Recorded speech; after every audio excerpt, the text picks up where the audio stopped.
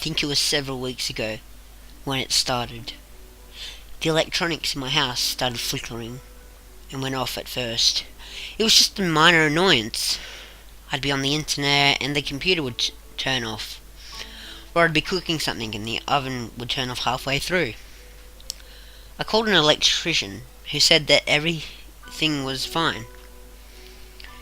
Not believing him, I called several more electricians, all of whom said the same thing. I tried using less electricity in the house, thinking I was overloading it. Eventually, I learned to live with it.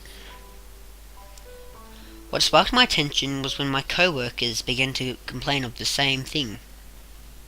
The woman in the cubicle over from me confided in me that her iPod died whilst having full battery, then resumed working minutes later. Soon we were hearing bits and pieces about it on the news. They told us that the problem would be fixed soon. Nothing more. I soon found out that it wasn't just our area being affected. Many areas across the country. And later I'd find out across the world were being affected. Things began to get worse. By now, many were just used to one or two of their electronic devices not working at once. But when they began to all shut off at once, they not work for hours on end, panic grew.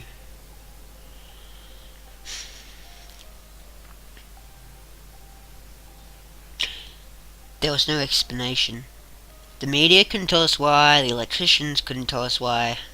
Then the generators started failing.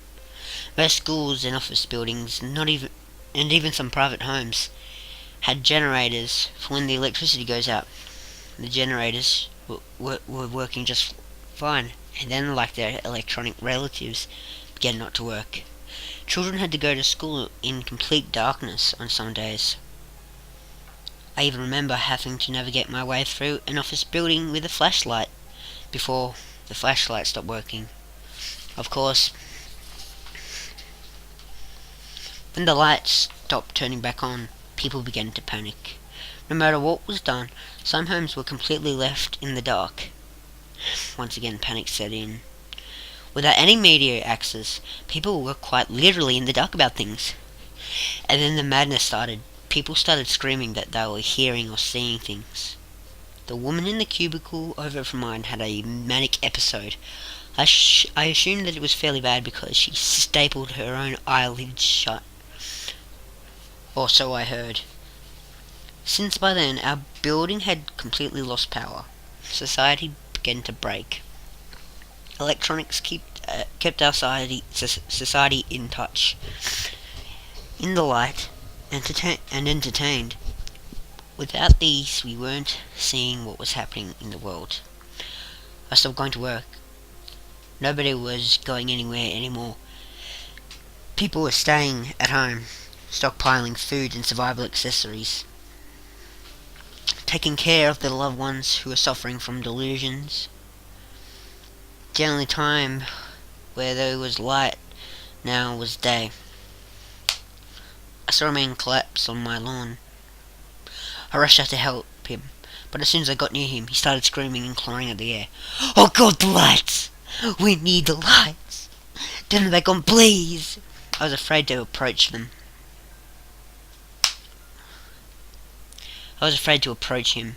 I took a few steps closer until he said to me, "They'll come if we don't turn out the lights.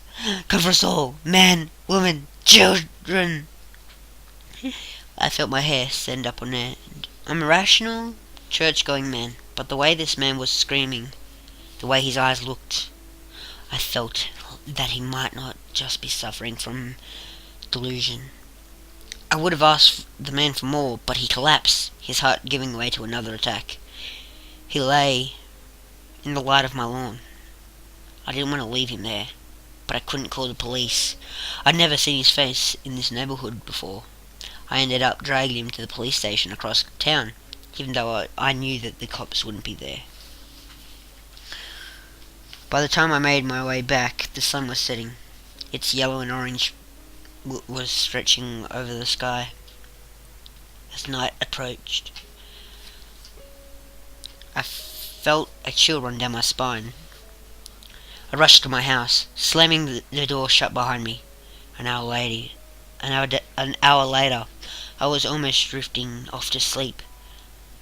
I didn't do much else these days. A godless shriek of pure agony ripped the air like a cleaver through the steam.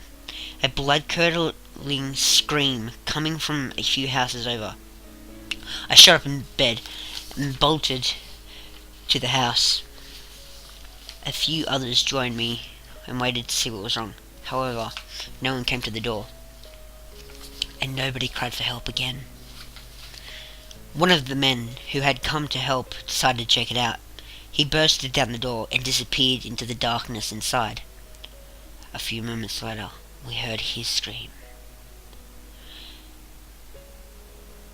But this time, it was closer. We also heard brand new noises. A sickening suction and then a tearing sound of flesh and bone, of too inhuman laughter, and the blood splattering on the walls like a canvas of a modern artist. My next memory is arriving back home. I think deeply of it. I remember seeing one of them through one of the house's windows. Just its bright golden eyes, of course. Being itself was black, matching the darkness it lives in. Of course, it did have those teeth. Oh God, those teeth! When it smiled at me through that window, I saw them, shiny, white and sharp. Its victims hanging from them like streamers. And now, here I am. I've locked myself in my room. The only moonlight from my yellowed circular window to guide my pen as I write this. The panic outside is audible. They're trying to fight whatever that monster was, but failing. I hear more and more screams as those who were brave or stupid, 1 part brave, 2 parts stupid, to run, attack the beast. I'm almost certain that if I looked, I would dry have. The scent of blood was amongst purgent of the air. Even at this height, could they really take pleasure in killing these humans? What kind of monster would enjoy that? More crunching of bones, blood staining the streets. It's all I've heard for the last few hours. I'm surprised I haven't completely lost my goat yet. I've had time to think too. This is why we're afraid of the dark. These things are the dark, the worst of it. They're the reason why children have to go to sleep with the nightlight on. Light kills them. That's why they don't attack during the daylight, or whenever there's the smallest amount of light, even coming from a computer screen. They're careful about appearing to humans.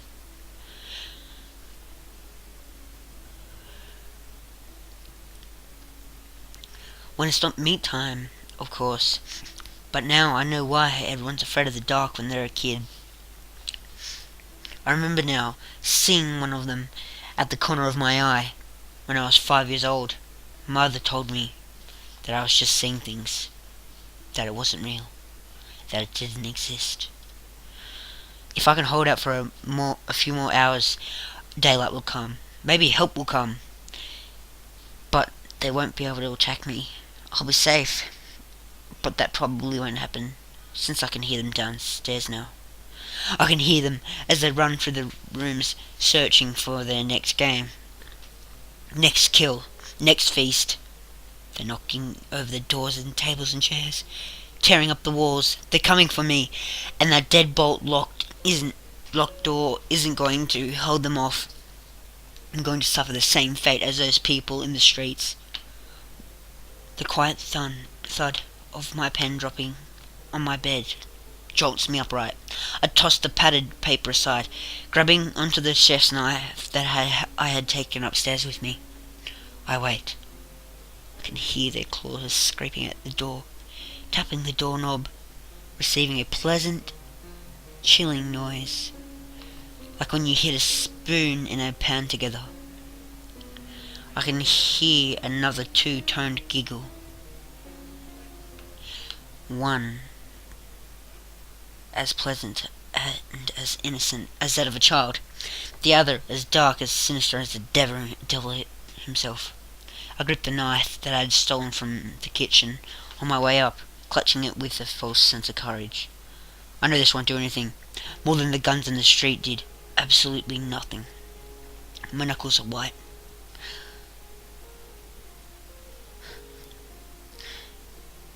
And I know I should be focused on survival. But all I can think now is why? Why did this have to happen? Why did the lights have to go out?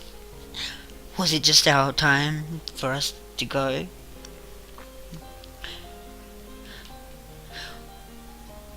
Was it time for our species to end? My thoughts were travelling at the speed I could barely comprehend, and all they stopped as the horrific creaking noise of my door opening slowly. Tears through my pseudo confidence. My eyes meeting one of theirs. I dropped the knives, fingers losing their ability to hold any longer. They're approaching me, moving slowly, their teeth curled in hideous grins. I fumble for the knife, swinging it wildly as they approach. It moves through the door like their bodies in air. It moves through their bodies like air. It's funny. The last thing I remember is my mother telling me that they aren't real and that they don't exist. And you can't kill what doesn't exist.